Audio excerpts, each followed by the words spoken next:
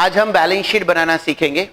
अब तक हमने जो बैलेंस शीट सीखा था 11th स्टैंडर्ड में सोल ट्रेडर का सीखा था। सोल ट्रेडर का बैलेंस शीट कैसे बनता है? एसेट्स अलग कर दो, लायबिलिटी अलग कर दो। लायबिलिटी साइड सबसे पहले सिर्फ एक चीज कैपिटल लिखते थे, उस कैपिटल में नेट प्रॉफिट ऐड करते थे, ड्रॉइंग्स लेस करते थे। सोल ट्रेडर का सिंपल प्रेजेंटेशन बैलेंस शीट, वहां पर हमारा फोकस सिर्फ इस पर था कि कितना एसेट्स है और कितनी लायबिलिटीज है। फिर हमने 12th स्टैंडर्ड में पार्टनरशिप फाइनल अकाउंट सीखा था। 12th स्टैंडर्ड में भी हमने बैलेंस शीट बनाना सीखा, बट वो बैलेंस शीट किसका था? पार्टनरशिप फाइनल अकाउंट तो पार्टनर्स का था। तो वहां पर भी कोई स्टैंडर्ड फॉर्मेट, सिंपल एसेट्स अलग करो, लायबिलिटी अलग करो। सेम वे कैपिटल, यहां पर पार्टनर्स कैपिटल सबसे पहले आएगा। अब हम टीवाई बीकॉम में कंपनी फाइनल अकाउंट सीखने जा रहे हैं। कौन सा final account? So how to prepare balance sheet of a company, आज हम वो सीखेंगे। And this is the most important. Company final account का बैलेंस शीट किसी भी ऑर्डर में नहीं बना सकते, उसका स्टैंडर्ड फॉर्मेट है। ये फॉर्मेट हमें फॉलो करना है। This format is given under schedule 6 of companies act. Schedule of companies act. तो अब हम बैलेंस शीट बनाएंगे, तो सबसे पहले हेडिंग देंगे balance sheet as dash dash dash, मतलब जो भी पर्टिकुलर डेट होगा। Particulars column, note number and amount. सबसे पहले आप बैलेंस शीट में असेट्स लायबिलिटी जो वर्टिकल ऑर्डर में, हॉरिजॉन्टल ऑर्डर में करते थे, यहां पर हम उसे वर्टिकल फॉर्मेट में करेंगे। सबसे पहले यहां पर हेडिंग आएगा इक्विटी एंड लायबिलिटी। सबसे पहला हेडिंग क्या आएगा? 11th स्टैंडर्ड से हम एक चीज क्वेश्चन मार्क में रहते थे, लायबिलिटी साइड कैपिटल क्यों लिखा? कैपिटल किसका फंड? ओनर का ही है ना। तो ओनर मतलब हम खुद, तो हमारा पैसा लायबिलिटी कैसे? तो वो किसके पॉइंट ऑफ व्यू से सोचते थे?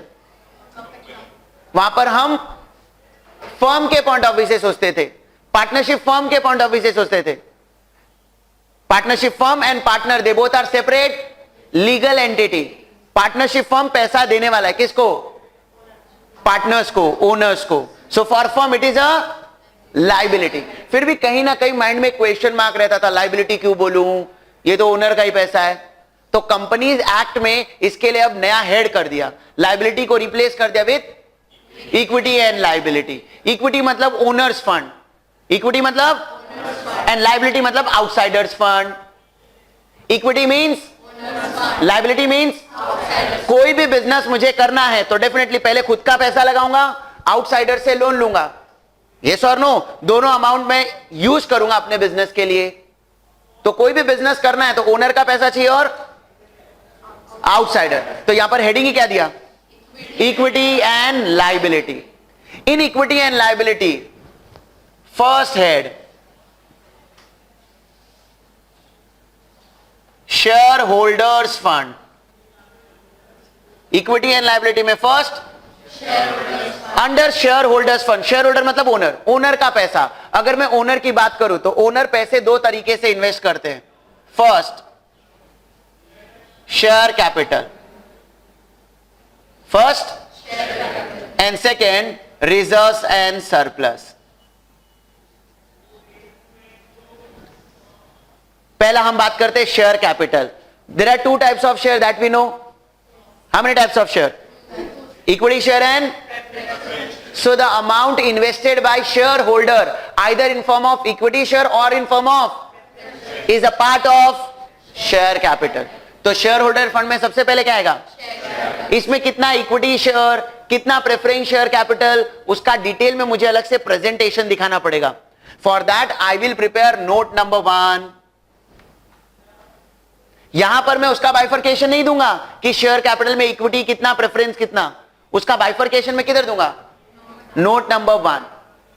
नोट नंबर 1 में डिटेल में बताऊंगा equity share capital, preference share capital, उसका टोटल अमाउंट यहां पर आ जाएगा। अपार्ट फ्रॉम दैट सबसे बड़ा question, what do you mean by reserves and surplus? पैसा बचा कर रखा कंपनी ने, वो है ये। जितना कंपनी प्रॉफिट कमाती है, जितना कंपनी वो सारा प्रॉफिट अपने शेयर होल्डर में डिस्ट्रीब्यूट, जितना डिस्ट्रीब्यूट किया उसे डिविडेंड कहते हैं, जितना डिस्ट्रीब्यूट किया उसे, जितना distribute, that undistributed profit is known as reserves and surplus. All past undistributed profit, all past is presented under, and this past profit is also belongs to shareholders, belongs to. अभी मैंने share holder में distribute नहीं किया, future में distribute करूंगा as a bonus. Bonus किया था हमने तो वो डिस्ट्रीब्यूट किया जाएगा एज अ बोनस. तो प्रॉफिट बाद में डिस्ट्रीब्यूट होता है. जब कंपनी लिक्विडेट हो जाएगी तो ये पैसा किसको दे दिया जाएगा? शेयर होल्डर्स को. It means this belongs to. इसके लिए इसको किस हेडिंग में लिखेंगे? Share holders fund. तो शेयर होल्डर का दो तरीके से पैसा इन्वेस्ट है बिजनेस में. पहला, दूसरा. अब ये रिजर्व्स एंड सरप्लस अलग अलग तरीके के होंगे. कुछ रेवेन्यू प्रॉफिट होंगे, कुछ कैपिटल प्रॉफिट होंगे और कुछ स्टैट्यूटरी रिजर्व होगा. क्या होगा? Revenue profit, capital profit, statutory reserve. Revenue profit is a profit which is generated every year. Revenue profit is a profit which is generated. Normal business करके जो profit कमाया ना, that is your revenue profit.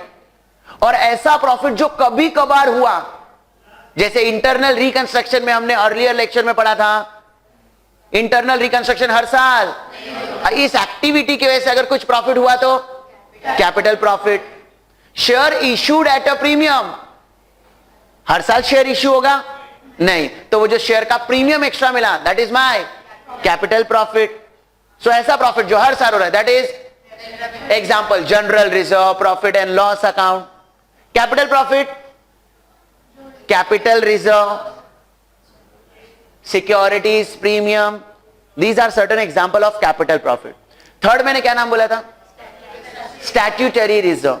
Statutory reserve ये अपने आप generate नहीं होता है, हमें कुछ इनकम टैक्स की गाइडलाइंस फॉलो करनी पड़ती है. किसकी गाइडलाइंस? और उस गाइडलाइन को फॉलो करते हुए हमें जो रिजर्व क्रिएट करना पड़ा, such reserve is known as statutory reserve. Such profit is known as statutory reserve. A profit which is compulsory created to follow the guidelines of income tax act is known as. Example देता हूं मैं आपको. समझो आपको ये घर भाड़े पर चाहिए. मैंने डिसाइड किया हर महीने आपसे रेंट लूंगा 10,000, लेकिन रेंट लेने के पहले मैं कुछ डिपॉजिट लेता हूं आपसे. क्यों लिया? ऑन अ सेफर साइड, कि कल अगर तुमने ये घर खाली करने से पहले कुछ नुकसान किया तो वो डिपॉजिट में से मैं अमाउंट कट करके फिर आपको पैसा दूंगा. यस और नो? अच्छा, अगर आपने डिपॉजिट मुझे नहीं दिया तो मैं ये घर भाड़े पर दूंगा या नहीं? दूंगा या नहीं? तो कैसे? मैंने पहले सेफ्टी साइड डिपॉजिट रखवाया, फिर आपको घर में एंट्री करने दिया. सेम वे बहुत सारे बिजनेस ऐसे होते हैं इंडिया में जो गवर्नमेंट करने से पहले आपको कंपलसरी कहती कि इतना रिजर्व क्रिएट करो. अगर आपके पास इतना रिजर्व तो ये बिजनेस करने दूंगा, अगर ये रिजर्व नहीं है तो तुम ये बिजनेस, मतलब to follow that act compulsory मुझे reserve create. Such reserve is a statutory reserve. Revenue profit create नहीं किया, वो अपने आप जनरेट हुआ by doing normal business. Capital profit generate हुआ once in a while, but statutory reserve अपने आप जनरेट नहीं होता, वो मुझे क्रिएट करना पड़ता है. कैसे क्रिएट करता हूं वो छोड़ो ना, कैसे क्रिएट करते हैं. फिलहाल आप सिर्फ ये समझो, there are 3 types of reserve. Capital, all reserves and surplus belongs to. तो वो रिजर्व्स एंड सरप्लस में डिटेल प्रेजेंटेशन करेंगे अंडर नोट नंबर. जो भी उसका फाइनल आंसर आएगा वो यहां पर कॉपी कर लेंगे. सो पहला हेडिंग क्या आएगा? In that first share holders fund में ए, बी, एनी डाउट? अब इसके बाद हम बात करेंगे लाइबिलिटी. लाइबिलिटी मतलब किसका पैसा? आउटसाइडर का. लाइबिलिटी मतलब अब ये आउटसाइडर से हमने जो पैसे लिए हैं ये दो तरीके के होंगे. या तो ये हमें रीपे करना होगा विद इन 1 ईयर या रीपे करना होगा आफ्टर 1 ईयर. कुछ लाइबिलिटी ऐसी होती है जिसका पेमेंट इमीडिएटली करना पड़ता है विद इन, और कुछ लाइबिलिटी ऐसी होती है जिसका पेमेंट मैं 5 साल बाद 10 साल बाद करूंगा. यस और no? So this liability is divided into two parts: non-current liability, current liability. Non-current liability, a liability which is payable after 1 year. A liability which is payable is known as non-current liability, and a liability which is payable within is known as current liability. तो अब मैं सबसे पहले यहां पर heading दूंगा non current liability.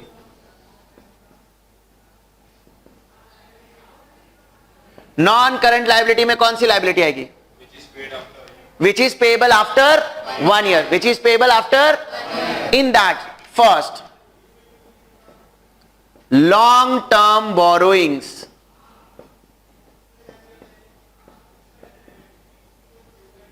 Long term, any borrowing, any loan which is taken for more than 1 year, which is taken for more than, will appear under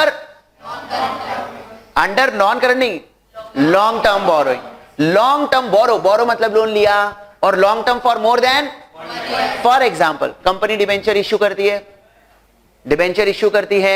This debenture is nothing but a loan given by general public to the company. And it is payable only after 5 or 10 years. तो मैं आज repayment नहीं करूंगा, कभी repayment करूंगा? 5 साल बाद, 10 साल बाद. So for me it is which liability? Long term borrowing. Bank से लोन लिया है, 2 साल बाद रीपे करने वाला हूं. कोई बैंक से लोन लेता है? Yes, such borrowing is a long term borrowing. This long term borrowing can be further classified as secured and unsecured. Secured, unsecured. अगर लोन लेते वक्त कुछ गारंटी दिया, सिक्योर्ड. गारंटी नहीं दिया, अनसिक्योर्ड. तो अगर आपके क्वेश्चन में दिया है कि डिबेंचर सिक्योर्ड है, तो यहां पर क्लैरिटी देंगे कि लॉन्ग टर्म बोरोइंग में डिबेंचर सिक्योर्ड है, और उस सब का डिटेल प्रेजेंटेशन किया जाता है अंडर नोट नंबर. उसका जो फाइनल टोटल होगा वो यहां पर आएगा. सो लॉन्ग टर्म बोरोइंग मतलब loan taken for more than 1 year. That can be secured और unsecured. Example, debentures, bank loan, public deposits.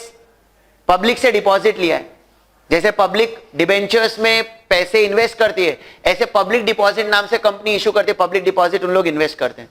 कौन इन्वेस्ट करता है? General public. So in short, simple ऐसा रखना, any loan which is more than will be recorded under long-term borrowings. Next, long-term provision.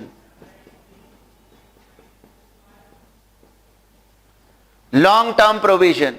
सबसे पहले आपको question पूछता हूं, what do you mean by provision?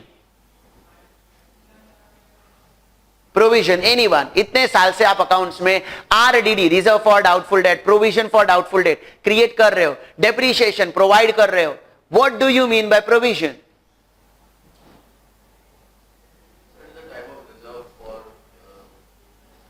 Meaning of provision. किसी छोटे बच्चे को बताना प्रोविजन मतलब क्या, तो क्या बताओगे? हाँ, टू ब्लॉक द फंड्स.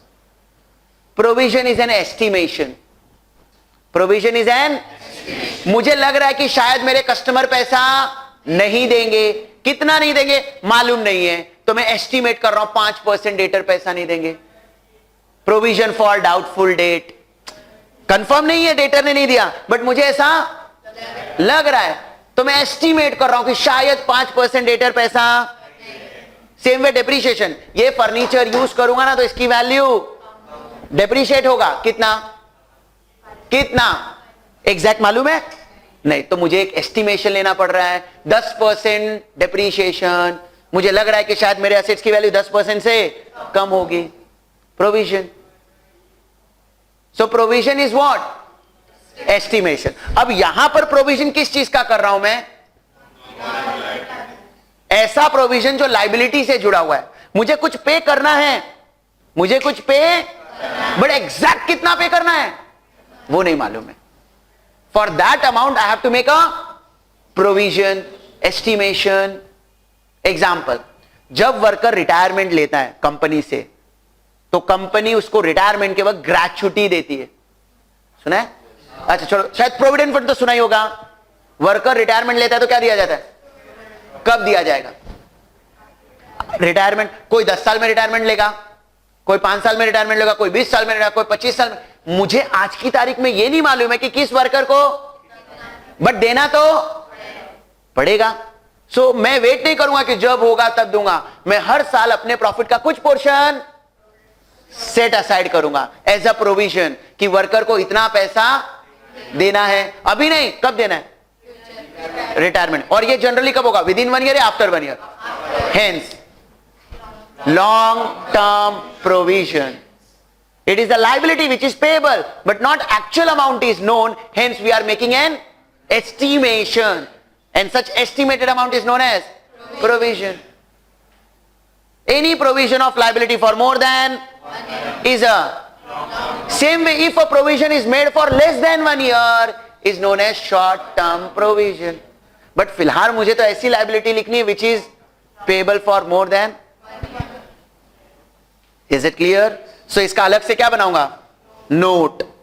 उसका जो टोटल होगा वो यहां पर कॉपी करूंगा। Is it clear? Next heading, current liability.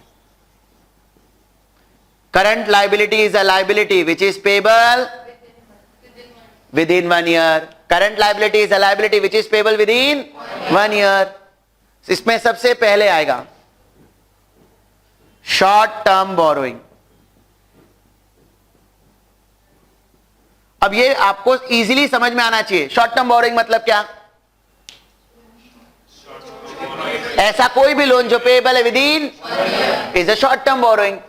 A liability which is payable after, payable within 1 year. Bank से लोन लिया 6 महीने के लिए, short term borrowing. Debenture next year ही मुझे रिडीम करना है। रिडीम मतलब रीपेमेंट।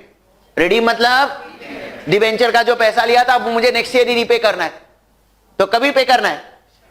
नेक्स्ट ईयर मतलब within, then debenture should be presented here. Okay, I am explaining again. Debenture अभी मैंने पहले किधर बोला था? जनरली डिबेंचर्स आर, लेकिन अगर आपको यह पता चले कि ये डिबेंचर का पेमेंट नेक्स्ट ईयर ही करना है तो वो शॉर्ट टर्म है ना यार। आपको रटना थोड़ी ना कि डिबेंचर यहीं पर आएगा। एक लॉजिक लेकर चलना है। मोर than 1 year, less than 1 year. General equation is silent. Debenture is a, bank loan is a long term. But अगर आपको दिया है payable within 1 year, short term. अब शॉर्ट टर्म बोरोइंग में एक एग्जांपल ऑलवेज याद रखना, वो ऑलवेज शॉर्ट टर्म बोरोइंग में आएगा, that is bank overdraft. Bank, what do you mean by bank overdraft? हमारा करंट अकाउंट है, करंट अकाउंट है। करंट अकाउंट में हमने जितना पैसा डिपॉजिट किया था उससे ज्यादा विड्रॉ कर लिया। सेविंग अकाउंट में हम उतना ही विड्रॉ कर सकते जितना हमने डिपॉजिट किया है, उससे ज्यादा हम विड्रॉ, बट करंट अकाउंट में ज्यादा विड्रॉ कर सकते। वो जितना ज्यादा विड्रॉ किया उसे कहते bank, and this bank overdraft is payable always within, hence it is always short term borrowing. तो इन शॉर्ट जितनी भी बोरोइंग होगी which is payable within, उसको अलग से प्रेजेंट करेंगे अंडर नोट नंबर, उसका टोटल यहां पर कॉपी करेंगे। Is it clear? कोई doubt? Next,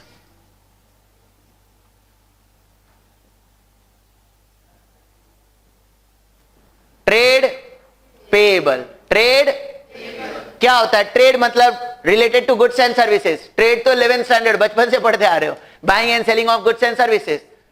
buying and selling of, उससे जुड़ा हुआ पेबल। पेबल मतलब पे करना, गुड्स खरीदा पैसा देना बाकी है, गुड्स खरीदा पैसा देना। क्रेडिटर्स, तो creditor is a trade payable. Bills payable, क्या बोल दिया मैंने? कभी सुना है बिल्स पेबल? तो बिल्स पेबल इज अ, तो ट्रेड पेबल में बस ये 2 एग्जांपल याद रखो, क्रेडिटर एंड, क्रेडिटर एंड। इसका अलग से हम नोट बनाएंगे, note number. Next, other current liability. Other current liability means a current liability but not covered above will be covered here. For example, कभी आउटस्टैंडिंग रेंट आपने balance sheet में record किया है? किस साइड, एसेट्स या liability?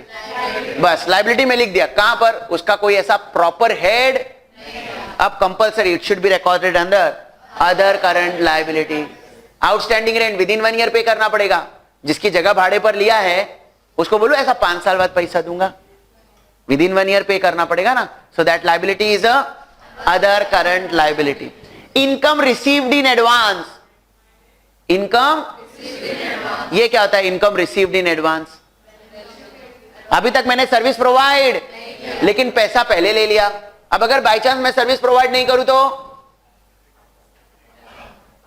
पैसा मुझे वापस करना पड़ेगा, या तो सर्विस प्रोवाइड करूं या तो पैसा वापस करूं। तो for me it is a liability, obligation. Income received in advance is my other current liability. नहीं समझा? Any doubt? Other current liability simple ऐसे याद रखना, जो ऊपर लेकिन पेबल विद इन, तो वो अदर करंट लाइबिलिटी में आ जाएगा। इसके लिए हम अलग से नोट बनाएंगे, note number, is it clear? Next,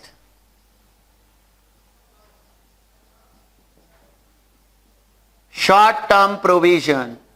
वापस प्रोविजन वर्ड आया, मुझे बताने की जरूरत नहीं। What do you mean by provision? Short term provision means an estimated liability which is payable within 1 year. Example, हम प्रॉफिट कमाते तो उस पर गवर्नमेंट को क्या देना होता है? टैक्स। एग्जैक्ट कितना टैक्स देना है नहीं मालूम है, तो नहीं दो, देना तो पड़ेगा ना, एस्टिमेट करके पे करो, तो उसे कहते हैं प्रोविजन फॉर टैक्स। उसे क्या कहते हैं? That provision for tax is my short term provision. Company के शेयर होल्डर को क्या देना है at the end of the year? Dividend. अब ये डिविडेंड ना, डिविडेंड इनिशियली डिक्लेयर डायरेक्टर करता है। Who is director? ओनर। बाप रे, कौन बोला? Who runs the company, who manages the company. आप सब शेयर होल्डर हो, आप लोगों ने मुझे अपॉइंट किया एज अ कि मेरा ये बिजनेस बराबर से चलाओ, तो पूरे साल भर मैंने बिजनेस बराबर से कंडक्ट किया, at the end of the year profit कमाया, और मैं एस्टिमेट कर रहा हूं कि मेरे हिसाब से इस साल 15% डिविडेंड देना चाहिए। कितना देना चाहिए? लेकिन फाइनली मैं नहीं बोल सकता कितना देना चाहिए, क्योंकि मैं ओनर तो आप लोग हैं। At the end of the year final account बनाने के बाद आप लोगों की मीटिंग बुलाई जाएगी, एनुअल जनरल। उसमें आप लोग फाइनली बताएंगे कितना डिविडेंड देना है। फाइनल कौन बोलेगा? बट शेयर होल्डर के बोलने से पहले डिक्लेयर कौन करता है? डायरेक्टर एक एस्टिमेटेड अमाउंट बोलता है कि मेरे हिसाब से इतना डिविडेंड देना चाहिए। Such dividend is known as proposed dividend, is known as, हाँ प्रपोज सुनकर अपना वाला प्रपोज मत लाना इधर, ये नॉर्मल प्रपोज डिविडेंड है। कंपनी के डायरेक्टर ने शेयर होल्डर के सामने प्रपोज किया है कि मेरे हिसाब से इतना डिविडेंड देना चाहिए। फाइनली हां ना कौन बोलेगा? तब तक तो ये एस्टिमेटेड अमाउंट है ना। शायद शेयर होल्डर इतने पर अप्रूवल कर दे, या शेयर होल्डर इसकी वैल्यू कम भी कर सकते। यस और no? So that proposed dividend is also uh, in short, any liability for which actual amount is not known, for which we are making an estimation, and it is payable for less than 1 year, is a short term provision. For that we will prepare note number 8.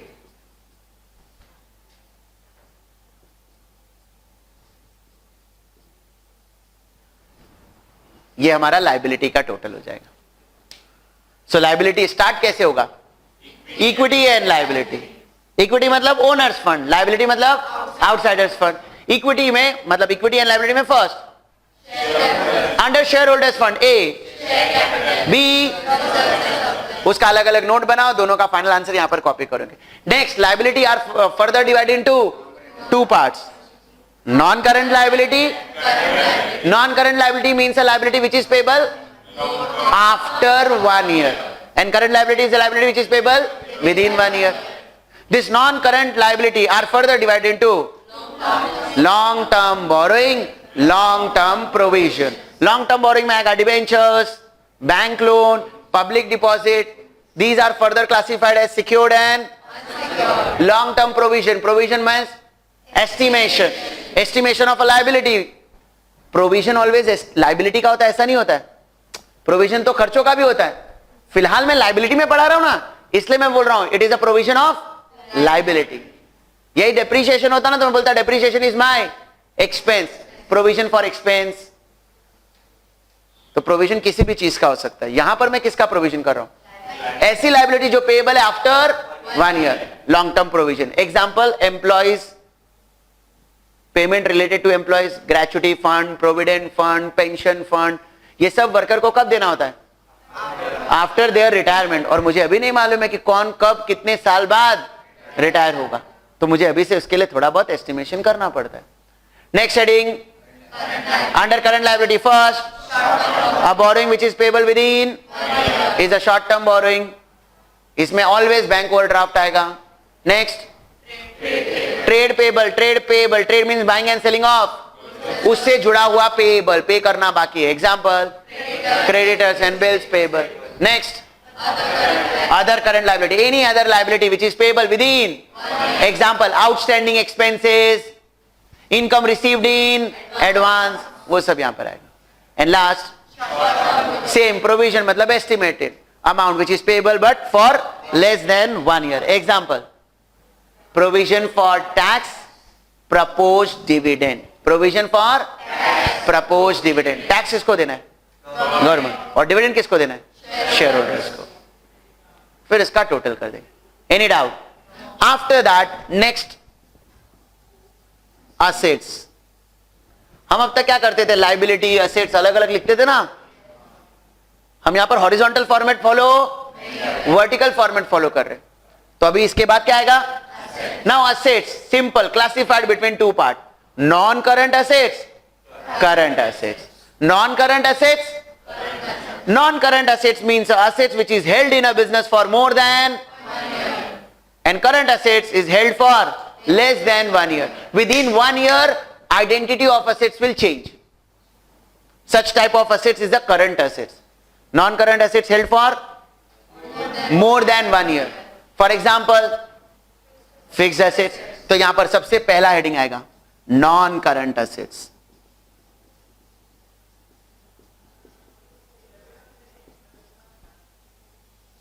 Under non current assets,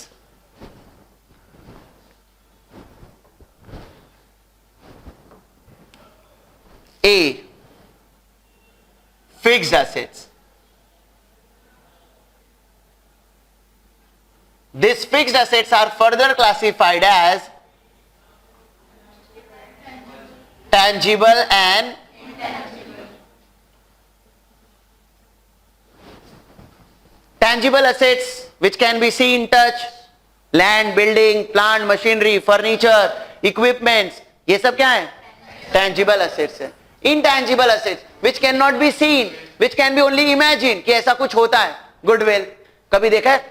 वो तो goodwill चल कर गया, ऐसा कभी पागल है, goodwill दिखाई नहीं देता, सिर्फ इमेजिन करते कि यार इसका बहुत रेपुटेशन है यार, गुडविल। पेटेंट, कॉपीराइट, ट्रेडमार्क, ये सब क्या है? सो टैंजिबल का अलग से प्रेजेंटेशन करेंगे अंडर नोट नंबर, उसका टोटल 8 यहां तक था ना, फिर शेड्यूल नंबर 9। इनटैंजिबल का अलग से प्रेजेंटेशन करेंगे note number. Is it clear? Fixed assets, fixed assets are classified as tangible and intangible.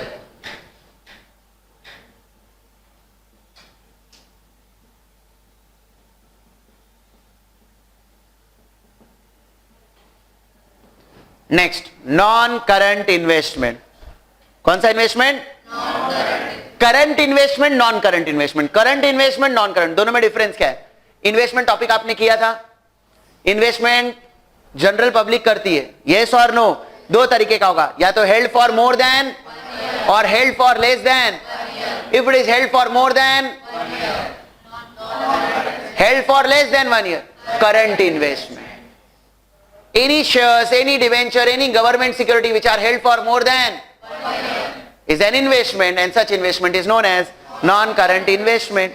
For that हम उसके लिए अलग से नोट नंबर 11 बनाएंगे, उसका फाइनल आंसर यहां पर कॉपी करेंगे। Next,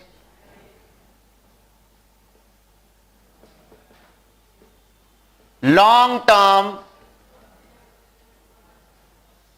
loans and advances, long term. कभी ऐसा सुना है कंपनी ने अपने एम्प्लॉयज को लोन दिया? कंपनी अपने वर्कर्स एम्प्लॉय को लोन दे सकती है? यस। सो कंपनी ने लोन दिया है, पैसा मिलना, इट इज एन असेट्स। और अगर ये पैसा मिलने वाला है after 1 year, long term loans and advances. Advances क्या होता है? लोन तो चलो समझा, एडवांसेस क्या होता है? आपने शायद घर पे टेलीफोन का कनेक्शन किया है, इलेक्ट्रिसिटी का कनेक्शन है, तो जिस कंपनी का वो कनेक्शन लिया है ना, उधर आपने कुछ अमाउंट डिपॉजिट किया होगा, और जब आप वो कनेक्शन कैंसिल करेंगे तो पैसा वापस मिलेगा। For you it is an assets, so that will come under long term loans and advances. Long term loans and advances, उसका अलग से नोट बनाएंगे, note number 12।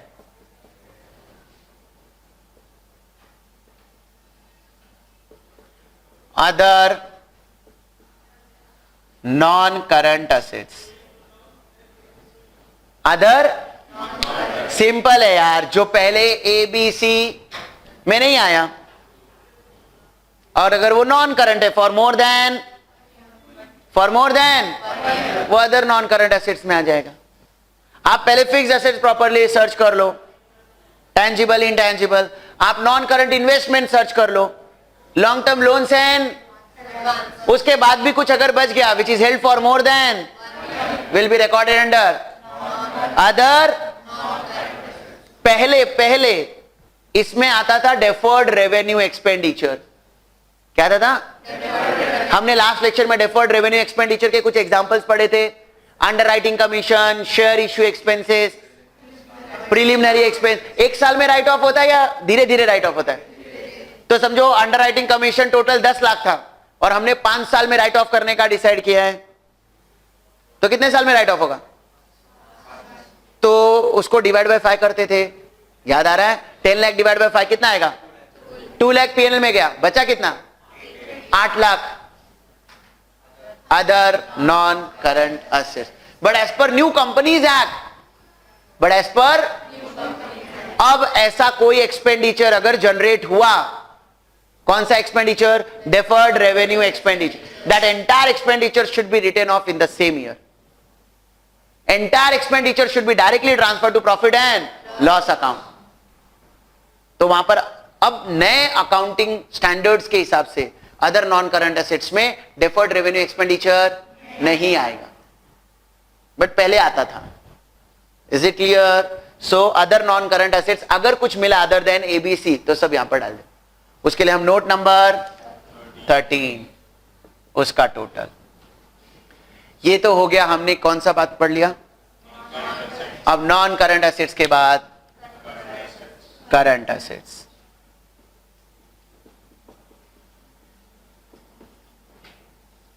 Under current assets first current investment. मुझे नहीं लगता कि मुझे आपको इसका एक्सप्लेनेशन देना पड़ेगा। Current investment, investment which is held for more then is a non-current, which is held for less than 1 year. Current. Same way shares, debentures, government securities, bond, वही सारी चीजें, but held for less than 1 year. इसका अलग से note बनाएंगे। Is it clear? Next. Inventories. Inventories, that is stock. Closing stock balance sheet में लिखते थे एसेट साइड, बैलेंस शीट में एसेट साइड लिखते थे, यस और no? That closing stock is inventories. और शायद अगर आपने कॉस्टिंग कॉलेज में थोड़ा बहुत पढ़ा है तो closing stock are of 3 type: raw material, finish goods, work in progress. नहीं सुना है? आज वैसे कॉस्टिंग स्टार्ट होगा तो कवर अप हो जाएगा। स्टॉक 3 तरीके का होता है। रॉ मटेरियल, फॉर एग्जाम्पल मैं मार्कर प्रोड्यूस करता हूं तो पहले मुझे मार्कर बनाने के लिए बेसिक मटेरियल चाहिए रहेगा, that is raw material. Marker बना दिया, बनकर तैयार हो गया, finish goods. At the end of the year आधा मार्कर बना, आधा बनाना वर्क इन प्रोग्रेस। तो at the end of the year मेरे गोडाउन में 3 तरीके के स्टॉक पड़े होंगे, कुछ रॉ मटेरियल पड़ा होगा, कुछ फिनिश गुड्स पड़ा होगा और कुछ ऐसे गुड्स बने होंगे जिसका अभी काम complete, in process, work in progress. So all stock inventories, उसका अलग से नोट बनाएंगे. Note number, is it clear? Next, trade receivable. ये क्या था? ट्रेड मतलब buying and selling of goods and services. उससे रिलेटेड पे करना बाकी है, उसे रिसीव करना बाकी है. Debtors, bills receivable is my trade receivable. Note number 60. Note number 60. Is it clear? Next, cash and cash equivalent. Cash and cash, अब कैश एंड कैश इक्विवेलेंट क्या होता है? तो cash in hand and cash at bank. Cash in, cash at is recorded under cash and cash equivalent. Cash in hand is cash and cash equivalent is bank. Bank में मेरा पैसा पड़ा हुआ, it is as good as cash. कभी भी withdraw कर सकता हूं ना. हैंड में नहीं है but it is equivalent to cash only. जब भी चाहिए मैं वो पैसा, तो कैश एंड कैश इक्विवेलेंट में क्या आएगा? Cash in hand, cash at bank. Ali depreciation पूरा चार्ज हो चुका है लगता है तेरे ऊपर. Next,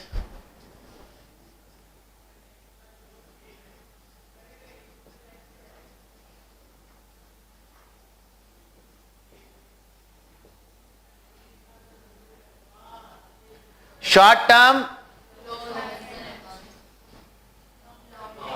loans advances for more than, loans advances for less than 1 year. Prepaid expense क्या है? Prepaid expense. प्रीपेड एडवांस में दिया ना, ऊपर इसलिए नहीं बोला क्योंकि generally prepaid expense is for 1 month 2 month. Prepaid कभी ऐसा नहीं होता 5 साल का अभी से पे कर दिया. आप घर का रेंट भी पे करोगे ना तो 1-2 महीना एडवांस में भर दोगे, 5-10 साल का अभी से नहीं भरोगे ना. तो generally prepaid expense is a short term loans and advances.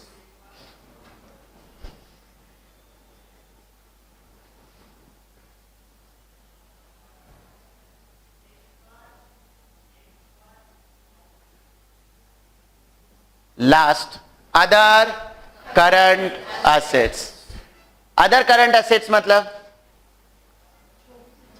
जो ए से लेकर ई पॉइंट तक record, but that is a current assets. That should be recorded under other current assets. Example, outstanding income. क्या आउटस्टैंडिंग? आउटस्टैंडिंग एक्सपेंस, पे करना. Outstanding income, income मिलना with in 1 year मिल जाएगा. Schedule number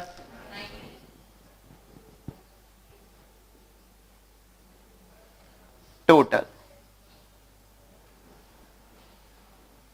अब ये जो फॉर्मेट मैंने आपको पढ़ाया ना, ये मैंने ऑलरेडी कट शॉर्ट करके पढ़ा है. अगर एक्चुअल कंपनीज का फॉर्मेट देखे ना तो और भी डिटेल है, but at TY BCom level that detail format is not required to us. तो अननेसेसरली क्यों पढ़े? हम उतना ही पढ़ेंगे जितना TY BCom के सिलेबस के लिए रिक्वायर्ड है. यस और नो? तो मैंने ये ऑलरेडी कट शॉर्ट किया है. आप अगर शायद बुक वगैरह में देखोगे तो उसमें फॉर्मेट और मेरे फॉर्मेट में थोड़ा चेंजेस रहेगा. तो टेंशन मत लेना, हमें यही फॉर्मेट इतना अच्छे से याद कर लिया, more than sufficient. Is it clear? और आपके क्वेश्चन में ये सब एक साथ आएगा ऐसा नहीं है. किसी क्वेश्चन में शायद सिर्फ लॉन्ग टर्म बोरोइंग रहेगा, लॉन्ग टर्म प्रोविजन नहीं रहेगा, मत लिखो लॉन्ग टर्म प्रोविजन. किसी सब में short term borrowing, other current liability रहेगा, तो सिर्फ ये दोनों लिखना, ये दोनों बीच का नहीं मत लिखना. लेकिन आपको ये इसी ऑर्डर में लिखना है, आप इसको ऊपर नीचे नहीं कर सकते. फॉर एग्जाम्पल, आपको याद आ गया, पहले आपने ट्रेड पेबल लिख दिया, बाद में शॉर्ट टर्म बोरोइंग लिखा, नहीं चलेगा, मार्क्स कटेगा. स्टैंडर्ड फॉर्मेट, आपको ये फॉर्मेट याद रखना है. Is it clear? और नेक्स्ट लेक्चर में याद करके आना है, वरना क्या, ज्यादा नहीं, 5 बार लिखने को पक्का दूंगा, याद हो ही जाएगा. रिवाइज करते फटाफट एक बार. पहला heading under equity and liability first, share holder मतलब ओनर्स का पैसा, उसमें पहला शेयर कैपिटल का अलग से डिटेल में नोट बनाएंगे, नोट नंबर 1 उसका final answer. Next, all reserves and surplus, all past and distributed profit, whether it is revenue profit, capital profit or statutory reserve. Next, non-current liability is a liability which is payable after 1 year, bifurcated into 2 parts. Long-term provision. So long-term borrowing, a liability which is payable after debentures, bank loan, public deposit. This is further classified as secured and unsecured. Note number 3 uska total. Next, provision is an estimation, and here estimation is for liability which is payable after 1 year, is my long term provision. Example, any amount payable to the employee at the time of retirement. Example, gratuity, provident fund, pension. So that provision for employees will be recorded under long term provision. Next heading, a liability which is payable within is a current liability. In that first example, most important, bank overdraft. Next, trade मतलब related to goods and services, payable मतलब pay करना, creditor and bills payable. Next, other current liability. Example, outstanding expenses, outstanding expense pay करना. Second, income received in, आपसे मुझको पहले से पैसा मिल चुका लेकिन मैंने अब तक आपको सर्विस, या तो अब मुझे सर्विस देना पड़ेगा और सर्विस नहीं दिया तो पैसा वापस करना पड़ेगा. For me it is an obligation, liability. And last, provision which is payable within 1 year. Example, provision for tax. And second, proposed dividend. Provision for tax payable to the government, dividend payable to the shareholders. Total of liability. Then next heading, assets. Under assets first, in non-current assets. Non-current assets means any asset which is held for more than, in that first, fixed assets are classified as tangible. We know land, building, plant, machinery, furniture, equipment. These are tangible. Intangible, which cannot be seen, touched, which can be only imagined. Goodwill, patent, copyright, trademark, ये सब intangible है. Next, investment held for more than 1 year is a non-current investment. Any loan, advances which is given for more than 1 year is a long-term loans and advances. Other non-current assets. इसमें पहले आता था deferred revenue expenditure, but as per new Companies Act अब वो immediately write off हो जाता है. तो अब generally यहाँ पर कुछ भी आता आया तो लिखना, नहीं तो डैश, और नहीं लिखोगे तो भी चलेगा, heading. Next heading, held for less than, पहला investment held for less than 1 year. Second, stock of raw material, stock of finished goods, stock of work in progress. Next, trade receivable, debtors, bills receivable is my trade receivable. Cash and cash equivalent, cash in hand, cash at bank. Next, any loan given for less than 1 year, any advance which is refundable within, prepaid expense is my short term loans and advance. And last, other current assets. Example, other current assets का,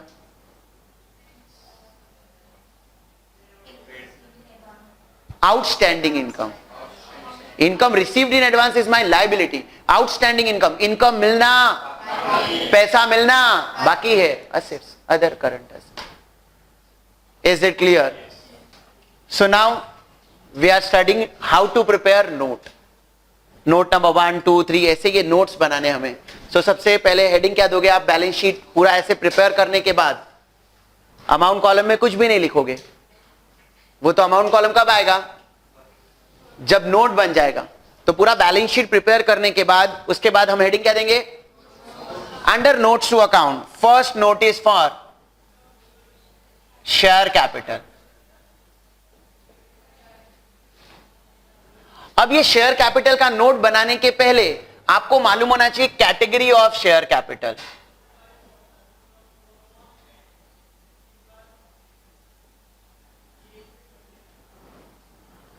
issue of shares last year topic था, तब definitely आपको category of share capital पढ़ाया गया होगा. But as usual option. तो category of share capital में सबसे पहला कैटेगरी ऑथोराइज शेयर कैपिटल. कौन सा capital? Authorise share capital means the maximum number of share which can be issued by the company. हर एक कंपनी का इनकॉर्पोरेशन रजिस्ट्रेशन कंपलसरी है. Sole trader without registration business कर सकता है. Partnership firm without registration business, but company को अगर business करना है तो रजिस्ट्रेशन, तो डॉक्यूमेंट सबमिट करने होते हैं. Memorandum of association, article of association. उस मेमोरेंडम ऑफ एसोसिएशन में एक क्लॉज होता है, कैपिटल क्लॉज. कौन सा क्लॉज? उस कैपिटल क्लॉज में हमें बताना पड़ता है कि हम कितना शेयर इशू करना चाहते हैं. Such number of share is known as the maximum number of share, the maximum which can be issued by the company is known as authorized share capital. is known as इस authorise में से market में actually जितने share issue किए गए उसे कहते हैं issued share capital. So for example company का रजिस्ट्रेशन हुआ और कंपनी ने 10 लाख share as a authorise register कर लिया. It does not mean entire 10 lakh share will be issued immediately. Out of that, only 1 lakh share issued in the market. So हम दो अलग अलग प्रेजेंटेशन करेंगे. शेयर कैपिटल में पहले क्या लिखेंगे? How many shares? Out of that, 1 lakh shares. मैंने इशू किया, it does not mean कि पब्लिक को खरीदना पड़ेगा. खरीद भी सकते हैं. The number of share purchased by the public is known as subscribed share capital. Is known as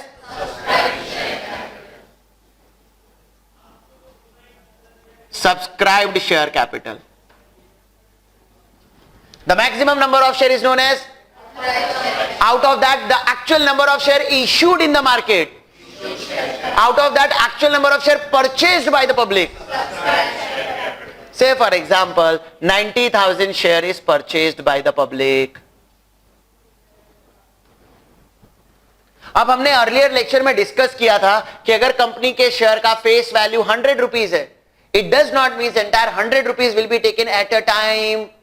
it can be taken in installment, in part. First application money, allotment money, first call money, second or final call money. So amount can be taken in installment, in parts. So subscribed share capital is further divided into two parts: called up, uncalled up. Called up, the amount of share value is called from the public is known as. The amount which is not called from the public is known as. For example 100 का share है, company ने अब तक सिर्फ 20 रुपए लिया, तो called up कितना? 20. Uncalled up 80. कंपनी ने 30 रुपीज और अलॉटमेंट का मांग लिया, तो 20 plus 30 called up. Uncalled up 50. Company ने 20 रुपीज फर्स्ट कॉल का भी मांग लिया, तो 70 कॉल्ड अप. 30 कंपनी ने लास्ट 30 रुपीज भी मांग लिया, कॉल्ड अप 100, अनकॉल्ड अप 0. मतलब जैसे जैसे कंपनी कॉल करते जाती है called up value, uncalled up value कम होता जाता है. This called up is further divided into two part: paid up, calls in arrears. Paid up, the amount which is called from the public. It is not necessary that entire public will make a payment.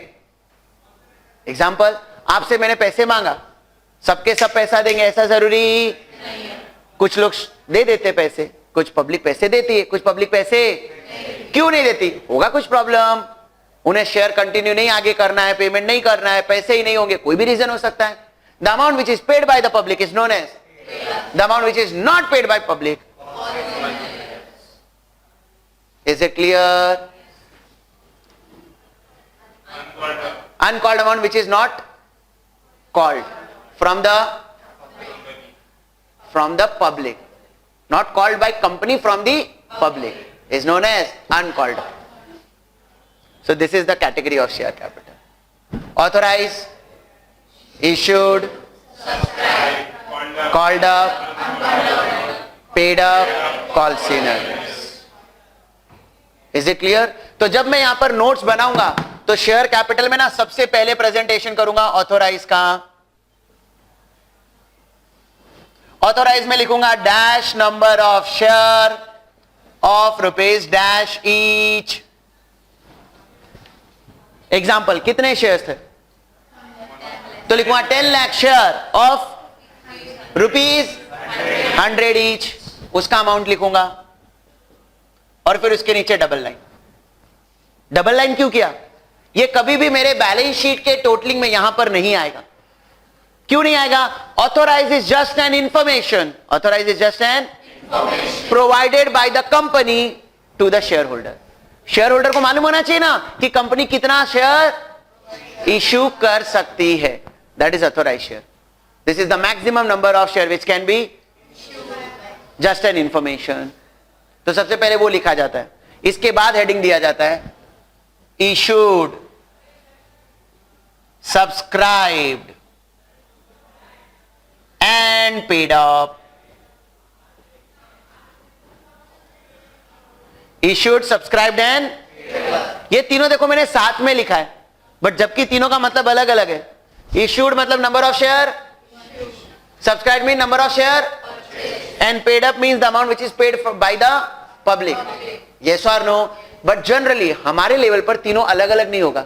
जितना issue होगा उतना public subscribe भी कर लेगी और उतना पैसा पे भी कर देगी।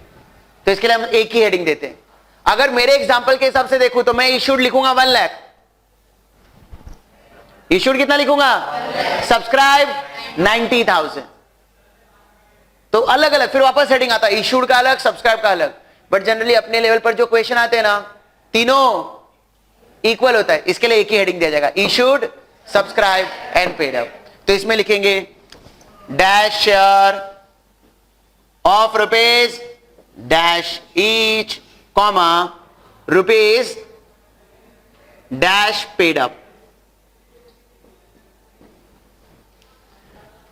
1 लाख शेयर है तो ऐसा लिखेंगे 1 lakh share of rupees 100 each, rupees कितना paid up? 50 paid up, 70 paid up, 100 paid up, जितना पेड अप होगा। फिर इसका टोटल करके ये अमाउंट यहां पर आएगा। ये वाला अमाउंट नहीं आएगा, ये वाला अमाउंट, ये तो सिर्फ ये अमाउंट जितना एक्चुअली पेड अप है, कितना पब्लिक ने हमें पैसे दिए हैं। Is it clear? इसके बाद नेक्स्ट हेडिंग क्या आएगा? Reserves and surplus. All reserves and surplus, all past undistributed profit, whether it is revenue profit, capital profit, statutory reserve, सब इधर आएगा। General reserve, profit and loss account, capital reserve, securities premium, etcetera. ऐसे तो बहुत सारे reserves हैं, तो वो सब आप यहां पर लिखोगे, उन सब का टोटल आपके बैलेंस शीट में जाएगा। Is it clear? तो इतने पर आज वाइंड अप करेंगे हम।